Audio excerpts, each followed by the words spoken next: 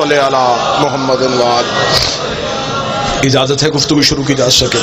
سلسلہ کلام جہاں پہ کل منقطع ہوا تھا وہیں سے گفتگو کا آغاز کرتے ہیں۔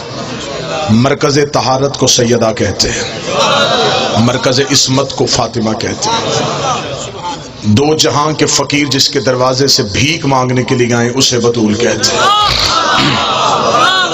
بسم اللہ سر۔ اس شہزادی کی مدحت کسی انسان سے کیسے بیان ہو جس کے دروازے پہ جھکنے والے کو رسول کہیں؟ چلے میں اگلا لفظ کہہ دیتا ہوں، جس گھر میں حدیث قصہ پڑھی جاتی ہے وہ جملے پہ ضرور بولے گا۔ جس کی چادر رسالت کو سکون عطا کرے اسے زہرا کہتے ہیں۔ آیا آیا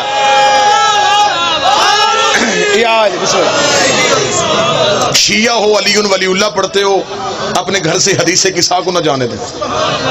جس گھر سے حدیث قصہ چلے جائے اس گھر سے برکت چلی جاتی۔ یہ دشمن کی سازش تھی، دشمن کی کوشش تھی کہ کسی نہ کسی طریقے سے حدیث قصہ کی روایت کو ضعیف قرار دیا جائے۔ بعض نادان شیعوں نے گھروں سے حدیث قصہ اٹھا کے دعائے کمیل رکھ لی کہ دعائے کمیل زیادہ معتبر ہے، حدیث قصہ زیادہ معتبر نہیں۔ میں دعائے کمیل کا منکر نہیں، یہ ایک لفظ ضرور کہوں گا، جو ذہنی طور پہ جاگ رہے ہیں وہ جملے کی قدر کریں گے۔ دعائے کمیل میں علی کی تعلیمات ہیں، علی کے حالات نہیں۔ نوجوان میرے ساتھ متوجہ ضرور۔ دعائے کمیل علی کی تعلیم ہے، علی کے حالات نہیں۔ یہ علی کی ذاتی گفتگو نہیں، یہ علی نے کمیل کو بتایا ہے کہ گناہگار جب اپنے رب سے بات کرے تو کیسے کرے۔ چلے جو جاگ رہے ہیں سیدہ کے نوری محل میں اگلا لفظ کہہ دیتا ہوں۔ دعائے کمیل اور حدیث قصہ میں یہ فرق ہے، دعائے کمیل میں علی نے بتایا ہے کہ اللہ سے کیسے بات کرتے ہیں، اور حدیث قصہ میں اللہ نے بتایا ہے کہ آل محمد کی عزت کیسے کرتے ہیں۔ بسم اللہ سے بسم اللہ۔ دعائے کمیل میں علی نے اللہ سے گفتگو کا طریقہ سکھایا، حدیث قصہ میں خدا نے آل محمد کی عزت کا طریقہ بتایا۔ کبھی بھی کوئی شیعہ ہو یہ نہ سمجھے کہ حدیث قصہ کی راوی، حدیث قصہ کی روایت، حدیث قصہ کی سند ضعیف ہے لہٰذا حدیث قصہ معتبر نہیں ہے۔ 5 اماموں کی جس نے خدمت کی ہے اس جابر بن عبداللہ انصاری نے اس حدیث قصہ کو روایت کیا ہے۔ بے شک دعائے کمیل بھی پڑھنا، لیکن کبھی بھی حدیث قصہ کا اور دعائے کمیل کا آپس میں وزن نہ کرنا۔ دعائے کمیل اور ہے، حدیث قصہ اور ہے۔ ایک جملے میں فرق سمجھا دیتا ہوں، دعائے کمیل میں بندہ اللہ کی منتیں کرتا ہے، میرے گناہ معاف کر دے، مجھے بخش دے، مجھ پہ رحم کر دے، میری مغفرت کر دے۔ دعائے کمیل پہ بندہ منتیں کرتا ہے، حدیث قصہ میں اللہ وعدہ کرتا ہے جو آیا ہے بچ بھی گیا ہے، رحم بھی ہو گیا ہے، مغفرت بھی ہو گیا۔ بسم اللہ۔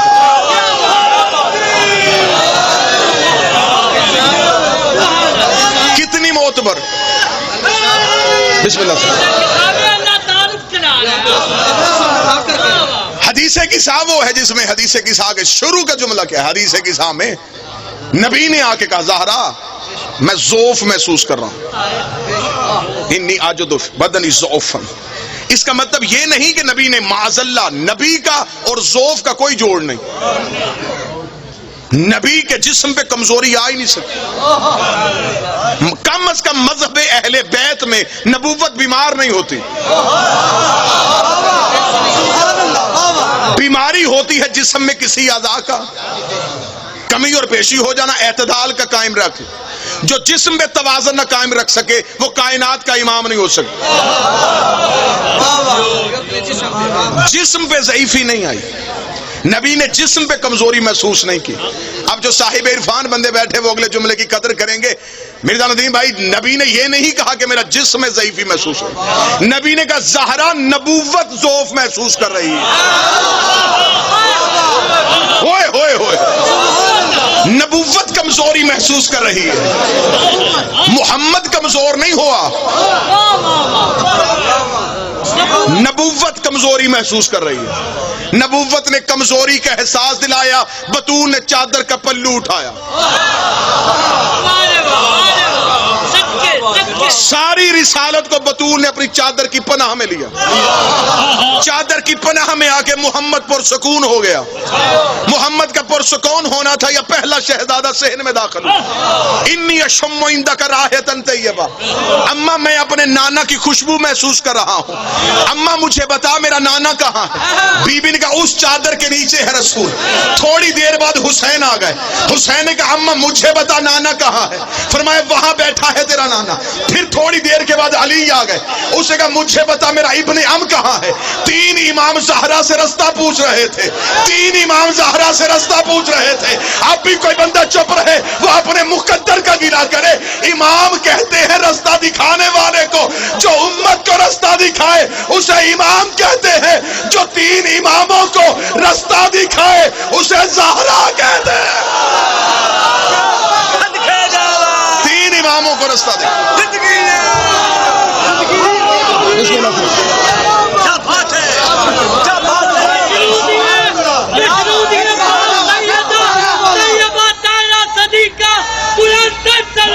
اللہم صلی علی محمد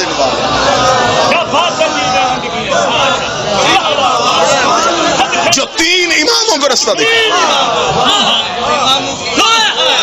انی اشم عندک رائحۃ طیبہ، میں خوشبو محسوس کر رہا ہوں۔ رسالت پہچانی ہی خوشبو سے جاتی ہے۔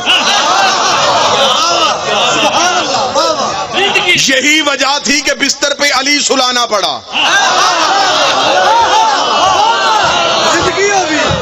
ورنہ کافر خوشبو کو سونگتے ہوئے نبی کے پیچھے چلے جائے۔ تین اماموں کو رستہ دکھا رہی ہے بطول، اور پھر حد ہو گئی ہے جب سارے چادر کے نیچے آ گئے۔ اخذ بطرف الکساء، نبی نے چادر کے چاروں کونوں کو پکڑا۔ اللہم ان حول اہل بیتی و خاصتی و حامتی، لحموں کا لحمی، دموں کا دمی، جسموں کا جسمی۔ یہ جو چادر کے نیچے یہ ہیں وہ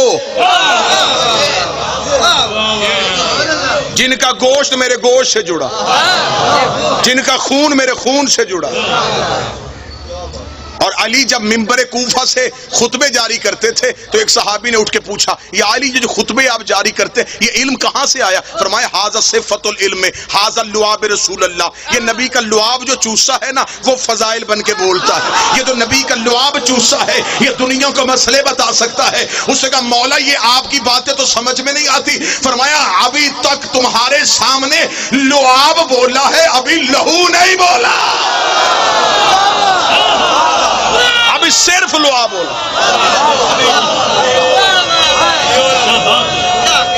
بسم اللہ۔ کیوں نال علی دے بٹ رکھنا ہے بار قبر دا بھارا، کیوں نال علی دے بٹ رکھنا ہے بار قبر دا بھارا۔ او کل نبیاں دا ناصر ہے جندا کمی بڑی تارا، او کل نبیاں دا ناصر ہے جندا کمی بڑی تارا۔ دہمات تا پاک رسول دا ہے، خوش ہو کے لا علی دا نعرہ، پد تبھی پن نعرے 14 لاکھ نعرہ ہے۔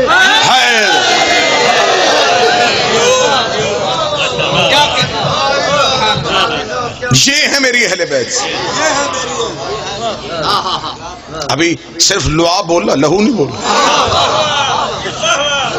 امام جعفر صادق علیہ السلام میرے بادشاہ کا دور تھا، اللہم صلی اللہ محمد والے۔ مولا مدینے کے بازار سے گزرے اور ایک شخص درزی ہے، وہ کپڑے سی رہا، کپڑے سیتا سیتا وہ ساتھ کچھ گنگنا رہا تھا، کچھ شعر پڑھ رہا تھا۔ امام کے قدم جائے پھر واپس آئے، امام نے قریب آ کر رکا، کتنا اچھا ہو تو اسی زبان سے ہمارے قصیدے پڑھے، تیری یہ زبان ہماری مدحت میں کیوں نہیں بولی؟ اس نے کہا یا ابن رسول اللہ میرے پاس علم نہیں ہے، بڑا چاہتا ہوں کہ میں آپ کے فضائل پڑھوں لیکن میرے پاس علم نہیں۔ یہ بات پنڈی بھٹیاں میں ضرور کہوں، آل محمد کی محبت کتابوں سے نہیں عطا سے ملتی ہے۔ جتنے بھی میری قوم کے نوجوان بیٹھے ہو، میرے بادشاہ کا فرمان ہے ہمارے دشمنوں میں گھرے ہوئے ہو اور چاروں طرف سے سوالوں کی بارش ہو جائے، امام کہتے ہیں ایک لمحے کے لیے بھی اپنی جہالت میں پریشان نہ ہونا، آنکھیں بند کرنا، ہم 14 تیری زبان بھر کے گفتگو شروع کریں۔ تو ہماری وکالت کا ارادہ کر، ہم تیری زبان پہ اپنی گفتگو جاری کر دیں۔ قبلہ احسان رضوی صاحب اتنا کہنا تھا، اسے کہا امام نے کہا کتنا اچھا ہو تیری زبان میری مدحت میں بولے۔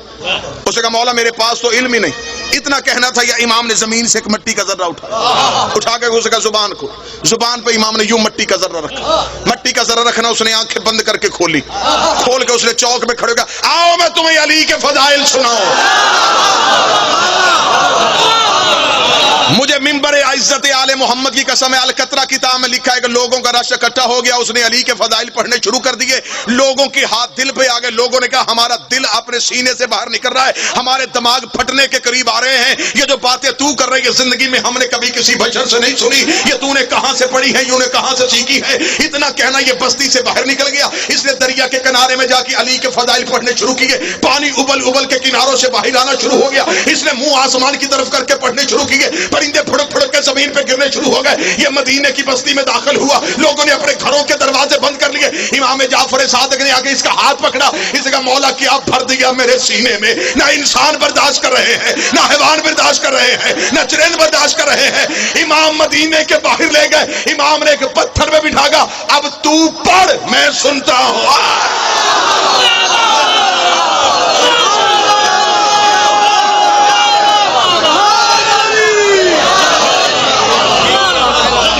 علی ولی اللہ شریف ماؤں کی اولادوں کے لیے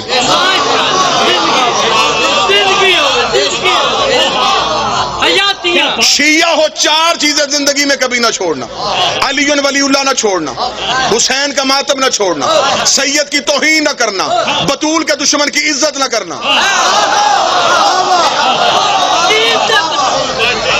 مصلحت کے ساتھ زندگی گزارنی، پھر چھوڑ علی کو۔ میں نے بڑے شیعہ دیکھے جو کہتے جی کیا کریں، محلے داری بھی ہے، علاقے داری بھی ہے، نام عزت سے لینا پڑ ہی جاتا ہے۔ اگر ان کا نام عزت سے لینا پڑتا ہے تو پھر اپنی زبان سے علی کا نام نہ لیا کر۔ تیری مجبوری دنیا ہے، پھر علی چھوڑ دے، کیونکہ دنیا اور علی ایک گھر میں رہ نہیں سکتے۔ علی نے دنیا کو طلاق دی ہوئی ہے، جہاں دنیا رہتی ہو وہاں علی آتا ہی نہیں ہے۔ مصلحت کی زندگی نہ گزارو، اپنے عقیدے پہ یوں سیسا پلائی دیوار ہو جاؤ، ڈٹ جاؤ اپنے عقیدے پہ۔ علی ولی اللہ ہے، حد ہو گئی ہے، لوگ جاہلوں کو پیر بنا رہے ہیں، اور تم اپنے سچوں کے دامن سے پیچھے ہٹ رہے۔ آج کا دور جو ہے، اس دور میں تلوار نہیں لڑ رہی، ہر دور میں شیعہ کی گردن پہ تلوار رہی ہے۔ آج کے دور میں شیعت کے سامنے فتویٰ ہے، ڈھنگ بدل بدل کے، طریقے بدل بدل کے لوگ تمہارے سامنے آئیں گے، تم سے عقیدہ چوری کرنے کی کوشش کریں۔ علی ولی اللہ نہ چھوڑنا، حسین کا ماتم سوچ کے نہ کرنا۔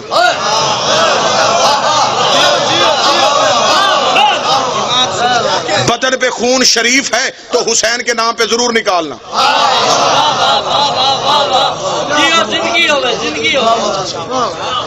سید کی توہین نہ کرنا۔ دو جگہوں پہ نکاح پڑھا گیا علی کا، ایک فرش پہ ایک عرش پہ۔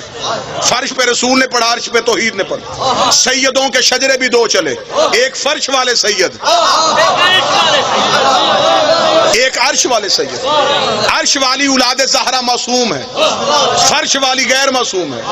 عرش والے معصوم ہیں، یہ غیر معصوم ہے، ان کی اطاعت ہے، ان کا احترام ہے۔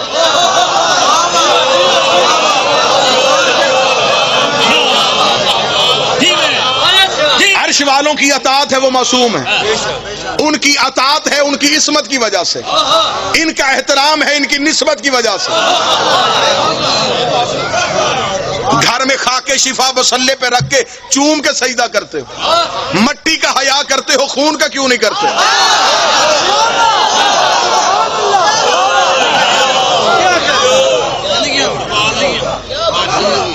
سیدزادی ایک دن کی بھی ہو امتی کی ماں، بغیرت ہے وہ بندہ جو سیدزادی کا عقد غیر سید سے جائز سمجھے۔ آج بھی اولاد زہرا کو مختلف طریقوں سے لوٹا جا رہا ہے، سید اور ہے غیر سید اور ہے، سیدزادی کا نکاح غیر سید سے ہو جائے گا، سیدزادی پہ صدقہ حرام ہے، غیر سید پہ حلال ہے۔ حلال اور حرام کا فرق ہے۔ دلیلیں مانگو کہ میں ممبر پہ کئی دلیلیں دینے کے لیے تیار، عقیدہ ہو تو پھر سیسا پلائی ہوئی دیوار ہونا چاہیے۔ بطول کے یہ نوح دے پتر نے، نوح کا ایک بیٹا باغی ہوا تھا، نوح نے کہا تھا میرے لیے بچ سکتا ہے، فرمایا لیسا من اہلک، تیرا ہے ہی نہیں، میں نے تیرے شجرے سے نکال کے پھینک دیا ہے۔ نوح کا بیٹا نوح کا انکار کرے، اللہ شجرے سے نکال سکتا ہے۔ آج سید علی ولی اللہ کا انکار کرے، وہ حرام زادہ تو ہو سکتا ہے، سید نہیں ہو سکتا۔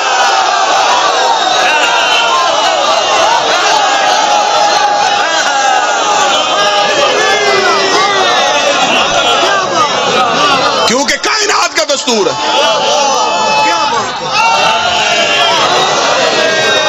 جس پہ حسن اور حسین کا فیض ہو وہ کبھی انہیں بھونکتا نہیں۔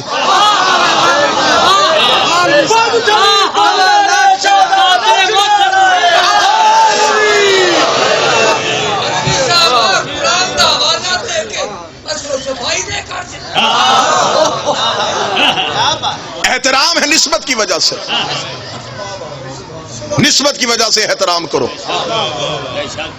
کسی بستی میں ایک سید بھی ہو، وہ بستی شکر کا سجدہ ادا کرے، اس سید کی وجہ سے وہ بستی قائم ہے۔ امام فرماتے ہیں کبھی عرش پہ جا کے تمہیں زمین دیکھنی پڑے تو زمین پہ جہاں تمہیں چمکتے ہوئے گھر نظر آئے، سمجھنا یہاں زہرا کی اولاد رہتی ہے۔